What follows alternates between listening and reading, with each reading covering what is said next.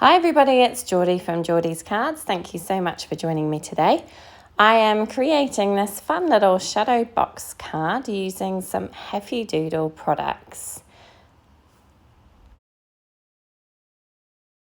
The products I use today are this Dino Time stamp set from Heffy Doodle, the Geology Rocks stamp set, which I'll show you in just a second, for the volcano, and finally the shadow box dies from Heffy Doodle, of course. So what I did was I went ahead and cut out my shadow box pieces. You need to cut two of these and one of them will have a window in it. So I've gone ahead and done that off camera, and I've cut it from some Neenah Desert Storm cardstock, which is this quite light brown kind of crafty cardstock colour. And now I'm using my Distress Oxide inks to ink blend some colour onto this as a background. So I'm using dried Marigold here. I want my background to look a bit like a volcanic landscape. So lots of warm red, oranges, and lots of kind of splatter detail on this one today. I'm using Distress Oxide inks because I do have a Distress Oxide inks. I don't really have too many Distress inks. So Distress Oxides are good because they will sit kind of on top of the paper rather than sink into it, which is what you want when you're using a coloured cardstock, because the colours will show up. So that's why I'm using Distress Oxides, because I don't have too many Distress inks, but also just because it will work best for coloured cardstock. I'm going in now with Abandoned Coral, and then just going back and forth between my two colours to get a relatively even blend. I'm not too worried about the blending today because, as I say, there's going to be loads and loads of splatter detail on this. So it's all going to kind of work quite seamlessly anyway. And the final colour I'm going in with is Brown Red, which is this kind of orangey red colour, I would say. And it works quite well with these other two and just creates a little bit more depth at the top of my scene. And sorry, I should say that's not called Barn Red, it's called Barn Door. But yeah, it's this nice kind of reddish orange colour. So again, just adding that to the top, and then I'll blend back out again with the Abandoned Coral as well. I'm just being quite careful around these kind of parts that frame up the cutout piece, because it's actually quite thin cardstock. It's probably the weight really of a pattern paper, so it's quite flimsy. So I'm being a little bit careful with it. I mean, it's sturdy enough for a box card, but it's not really thick paper. So now here I go with my splatters. So I'm using the Bound Door, just laid some of that down onto my Make Art station. I'm going to squirt it with some water and pick it up with a paintbrush. I use quite a fine paintbrush. The one I initially picked up was a bit thick, so I decided to go for a finer one. And I'm just splattering that all over. And the great thing about this darker colour, it shows up really, really well on the lighter colours that I've used. And then I'll go in with the dried Marigold, which is my lightest colour, and that will show up really nicely on the darker parts. So I always kind of try and like to do the two, the darkest and the lightest colour, because I think it gives a nice effect. So here you can see it showing up quite nicely on those darker red parts. So splatter that all over, but that's not it. As I say, I went a little bit splatter crazy today. So after I'd finished with that, I took out my watercolour paints, and I took the white watercolour, and I'm going to splatter that all over as well. White just makes everything kind of pop and it stands out, and I kind of like the look of white splatters on any background really. So I usually use white, and I am making an absolute mess today. It's going everywhere, but it was lots of fun. So that's all that matters. Once I'm finished with the white, I'm going to take some dark grey, and I'm going to splatter that all over as well. So here's the dark grey I'm using. It's not black, it is a dark grey, but it's very dark. So, but it works quite nicely. And I just kind of, as I say, I wanted this to look like a volcanic landscape. So lots of lava, lots of ash in the air. Yeah, kind of fiery and hot looking. So it was lots of fun to make this today, and I haven't done a kind of really detailed background like this for a while. So it was good fun. So once I finished with that, I let it dry. That's been my mistake in the past. I've been too anxious to get on with the rest of it, but I let it dry. And then from this piece of purple tape that I cut to create this kind of stencil border, I've taken the other piece, the piece that I cut off, and I'm laying that down. So that's going to act kind of like my stencil for the top part. And I'm just going to peel off the bottom piece carefully, because it did actually stick in a few places, but I think it's okay. And I'm taking some Vintage Photo Distress Oxide ink, and I'm going to lay that in as my ground. It's going to look a bit patchy and a bit messy. I'm not too worried about it because, again, I'm going to be doing lots and lots of splatters on here. So it's not going to matter if it's a bit kind of rough and ready today. The splatter detail will kind of cover a lot of it. And Distress Oxides are actually very, very forgiving. They tend to dry back a little bit. So the colours dry back not quite as bold as they initially go on. And they kind of seem to kind of blend in quite nicely without doing too much effort. So yeah, not too worried about how patchy it might look. And then I'm going to, again, do some splatters. So I'm going to have to wipe up those bits that I left there and place a bit of just an old scrap of cardstock down to cover the top part of my panel. And I'm going to start with my Vintage Photo splatters. And again, just going quite heavy-handed with those all over the place. I want this to look nice and textured like the ground. But again, I'm not going to stop there. I'm going to go in with some white watercolour paint and with the grey watercolour paint, just so that everything kind of matches, if you like, to make it look like this kind of, like, as I say, volcanic, fiery landscape. So now I've finished with the white, I'm going in with that dark grey again, and we're going to splatter that all over the place. And once that's done, I'm going to put this aside to dry. And I did go back, once it was all dry, I went back and I did the inside of my panels as well. And here I'm taking the two kind of insert pieces that I've cut. These are just cut with the die. They create the little kind of hills for the inside of the shadow box so that your critters have somewhere to stand. And I've trimmed one down so that it's a bit shorter. And again, I'm just using my Vintage Photo Distress Oxide ink to blend a little bit of colour on there. And then I'm going to do exactly the same splatters as I did before. So I think I'm starting with the dark grey this time because I already had that on my paintbrush. And so I'm going to splatter that all over. I'll go in with the Vintage Photo and also with the white so that everything matches up and looks the same. At least that's the idea. So the bottom parts where it's quite light, you're not going to see too much of anyway because they will be inside the box. But I'm really happy with how these turned out, and I had loads and loads of fun doing it today. So off camera, I've gone ahead and stamped out my images, and unusually for me, I went ahead and fussy cut them first. Normally I'll colour first and then cut them out, but I just did things differently today. I don't know why. It just felt like a change. So I'm going in with my E70 markers for my volcano. So I'm using E79, E77, E74, E74, E71 and E70 to create my volcano base. So it's kind of going to work with the browns that I've used for the landscape. And I'm just laying in some shadows. I'm using the lines on the stamp to help me figure out where those are going to go. And then just blending out from darkest to lightest, as always with my colouring. So I do find it a little bit tricky with the images pre-cut, but I suppose the benefit of this is that sometimes when you're fussy cutting, you can make a mistake with the cutting. So then you wouldn't have spent all the time colouring the image only to find that you've cut it out incorrectly or made a mistake with the cutting.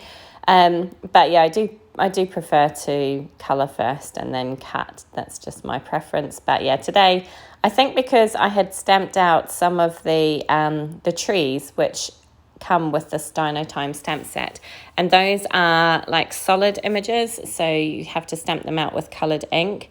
And I had a lot of trouble stamping those out. I think it was because of the ink pad that I was using rather than the stamps themselves.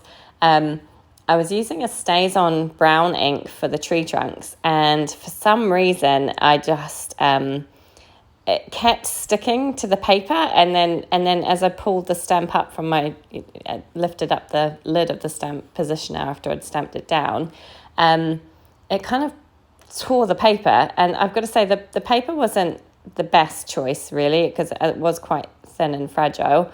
So I was having a bit of trouble with that. The green tops of the trees worked fine. I was just having trouble with the trunks. But I got there in the end, and I managed to stamp out quite a few that I could use. So for the lava, for my volcano, I used R29, R27 and R24. For this little Stegosaurus guy, I'm using BG 75 and 72, I want to say. BG 96 and 93 for him. And then I used the BG 72 and 75 for his spikes at the top. As always, I will be listing all the products that I've used today down below. So do check there for confirmation of what I've used, because sometimes when I'm doing my voiceover, I forget what I've used. I should really write it down, shouldn't I? And then just have it sitting beside me as I do my voiceover. But yeah, those are the colours I use for this little Stegosaurus guy. And these dinosaurs are really cute images. They're lots and lots of fun. I had quite a lot of fun colouring this one in today and just creating it. It was fun to do. So as always, I'm just laying in my shadows first and then blending out towards lightest. And I did do a couple of coats just to make sure it was nice and smooth, everything was nicely blended out. I generally like to do that unless I'm working on quite a small area, just because I like to make sure that it's all kind of smoothed out nicely and the colours blend in without creating kind of like a real harsh line between each colour. So that's what I did today. And I only used 2 colours, but I managed to kind of try and just when I went back in the second time, I didn't colour all the way to the middle of the image, if that makes sense, so that it kind of almost looks like I've used 3 colours. And again, these will dry back a bit, so you won't get that really harsh line. So I'm using, as I say, BG 75 and BG 72 for his little toenails. Are they toenails? And the spikes on his back. And I kind of, because I'd used so many red colours in the background, I wanted to steer clear of the kind of warmer colours for the front. So I decided to use fairly cool colours, or green colours I suppose, for my dinosaurs, so that they stood out against the background. So for this guy I'm using YG09, YG07, YG05, and then I'll do his little spots and spikes in YG03. So these are nice kind of bright yellowish greens, and again I think they'll contrast quite nicely with all the reds that I've used in the background, so that they'll stand out. And again, I'm just going in with my darkest marker, laying in my shadow and then blending out to lightest. This he's quite a big image, so I did put quite a lot of shadow down on top of him and then blend out. And yeah, I kind of, as I say, just had a bit of fun with these guys today. Didn't stress too much about how everything was looking. I just kind of went in and yeah, just relaxed while I was colouring. I do find it quite therapeutic just to sit at my craft desk. It's quite nice. So I really enjoyed it today. So I'm just finishing off the second coat there, so just going back in with my shadows, and then I'm going to blend out with my lightest marker. And then I'll just do, as I say, his little spots and spikes in the YG03, just to give it a little bit of a contrast. It's a much lighter green than the others, I think, so it works quite nicely. And I'll just do one coat for that because it's only a very small area. Finally, I have my Pterodactyl, and for this guy I'm using BV17, BV13 and BV02, which are kind of purplish blue colours, as the name would suggest, blue-violet. And I just thought he would stand out quite nicely in these colours. And I started with his head. Again, he's quite a big image, so I started with his head first, and then I went into this little wing on the side here, and then I'll finish up doing the rest of his body. Because, as I say, it's quite a large area, and I prefer to do smaller parts because the paper stays wetter with the ink, and it's easier to blend when it's wetter. So that's the idea behind it anyway. So just again, as always, darkest marker first and then blending out towards my lightest. And I just kind of laid in some shadows where I thought they would be. I don't have any particular rhyme or reason today. I wasn't really thinking about light source or anything like that. I just kind of went with the flow today and just coloured as it made me happy. And I think it turned out okay. So again, I'll just repeat those that colour combination again, particularly on this larger part because it is so big and I just want to get a nice smooth blend. So I'll do it a couple of times. And at the moment, it's a really nice place to be in my craft room because I live in the UAE, so it's very hot and it's getting hotter. So summertime for us is pretty roasting. It's about, today it's about 43 degrees Celsius. I'll have to check what that is in Fahrenheit, but 43 Celsius. And it's going to get hotter over the next month or so. It'll probably get up to about 50 degrees towards July.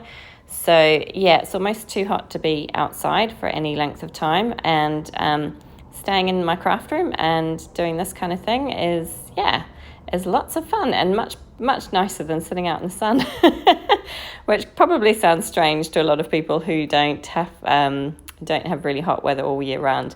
Over here in the wintertime, it's absolutely beautiful. We get about 20, kind of mid-20s to, probably about 26, 27 in our wintertime, degrees Celsius that is. So it's lovely in the winter, but summer can be a little hot. So it's best to stay inside in the air conditioning. So just to finish off these guys, I used R11 for their little cheeks, and then I used some white Sakura Jelly Roll pen to add some highlight details.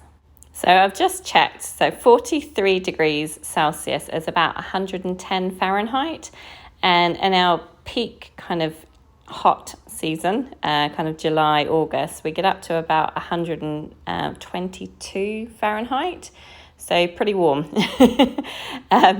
So I'm just assembling my shadow box. So I've gone ahead and scored along all the score lines. You can see how I've coloured on the inside of the box as well, just to kind of make everything coordinate. And I'm just using double-sided tape on my tabs to make sure everything is nice and secure. This is nice strong double-sided tape, so it works well for this. So I'm starting with the larger flap, which will be towards the back of my box, and then I'll bring in the smaller one and put it in front of that, so it kind of has a bit of a layered look, so we can get more of a view of the dinosaurs inside. So that's all set, it's all ready to go. But before I kind of stick it all together, I want to pop my volcano down on the background, and I'm just trying to figure out where that's going to go. So I was just laying it down to make sure that it's high enough that it's above my little hills, but not so high that you can see the bottom of it, because obviously it's not going to be actually attached to anything at the bottom. It's just going to be onto the back panel, so there's no kind of ground for it. So I just wanted to make sure it's kind of covered up by that larger hill. And I'm using my Tombow Mono Adhesive today. This is the Tombow Mono Glue. And I thought I'd give it another try. I've used it before and found it rather sticky. It is very sticky, but it does secure things really, really nicely. I think the key is not to use too much. You have to go a little bit more sparingly with this. So I'm using that one today. And I've pulled out the this little kind of steam or smoke from the stamp set. And then there are some little droplets that look like kind of lava spewing out of the volcano. So I went ahead and I stamped those. So I did the kind of smoke parts in some black ink, Versafine Onyx black ink. And then the red I did in my Lawn Fawn, I want to say chili pepper ink. And I'm just going over with the Lawn Fawn Glaze pen just to add a little bit of shine to that lava and to try and make those little droplets stand out a little bit more. So just adding a little bit of that, and then obviously I'll have to wait for it to dry before I go any further, but you can kind of see it just adds a little bit of shine to that, and I just like that little bit of detail. So I've left it a little while to dry, and now I'm going to finish off assembling everything. So just peeling off the double-sided tape from the little tabs for my kind of hill flap pieces. And then I'm going to attach that one side over, and then I'm going to remove the double-sided tape from the last little tab, and then I can kind of join it all up together. And it works perfectly. It's all nicely lined up. I do really like this die set. It always seems to come together very easily, and I don't have too much drama with it kind of being wonky or anything like that. So now I'm just going to figure out where I'm going to put my little dinosaurs and all of my little trees that I I stamped and cut out. They were already coloured because they were solid images. So I'm just trying to figure out where everything is going to go. So I'm going to put this little, what is he, a Diplodocus? Not sure. I'm going to put him on the back kind of hill, because I think his nice bright green colour really stands out back there, and you can kind of see him without him kind of fading away into the background. So just pressing that down. Again, I'm just using the liquid adhesive to stick all of these things down in place. And I'm just fiddling around with him a little bit. I didn't want him to move too far over to the left. I kind of wanted to try and move him over to the centre a little bit. So I did that. Now I'm putting my little Stegosaurus on, and he's going to go in front of this guy on the first hill. And just kind of pop in there. And then I'm going to add my Pterodactyl. He's going to go in this little corner on the outside of the box. And I just like the way this gives a lot of dimension, because you've got little critters at different parts of the shadow box. So you've got some depth to it. So obviously the scene goes backwards into the box, which is kind of cool. And I'm just making sure he's stuck down rather nicely on there, because he's going to get probably the most bashed around being on the outside. So I wanted to make sure he was nice and secure. So once he was on here, I just had my little trees to attach, and I kind of fiddled around a little while trying to figure out where to put these. So I had 3 smaller trees and 2 larger trees. And initially I kind of played around with whether I was going to use a larger tree back here or a smaller tree. I decided to go for a smaller one because I thought it was a little bit more in proportion with everything else. So obviously the dinosaur is quite large and needs to be about the same size as the tree really, or slightly bigger. So that's why I went for the smaller tree back there to kind of make it look more realistic. I don't know if more realistic is the right word, but just look in proportion.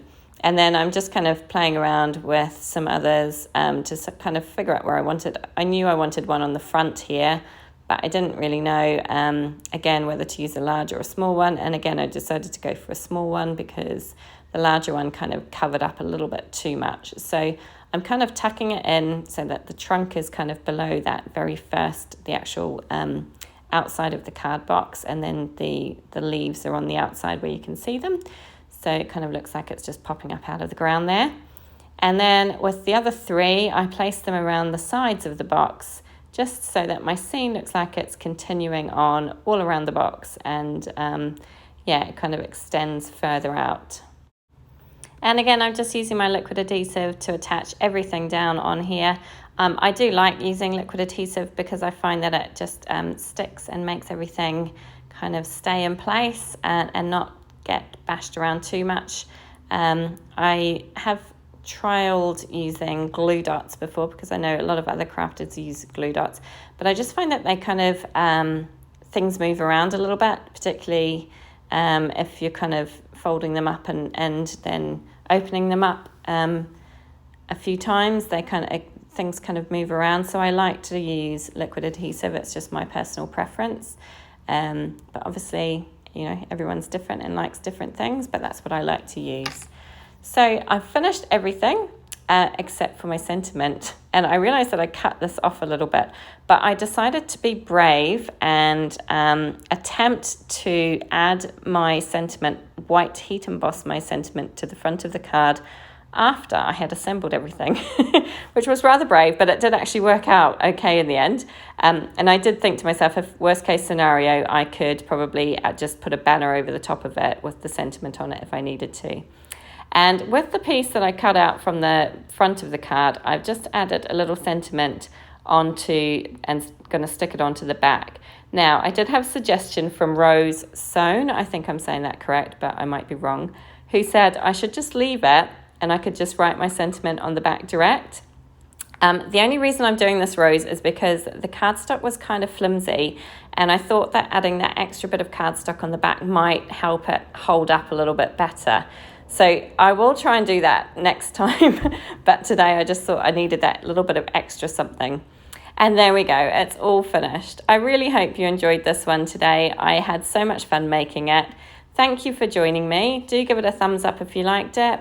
Do leave a comment, I'd love to hear from you. And please do subscribe to my channel, I'd love to see you come back. Thank you so much, bye.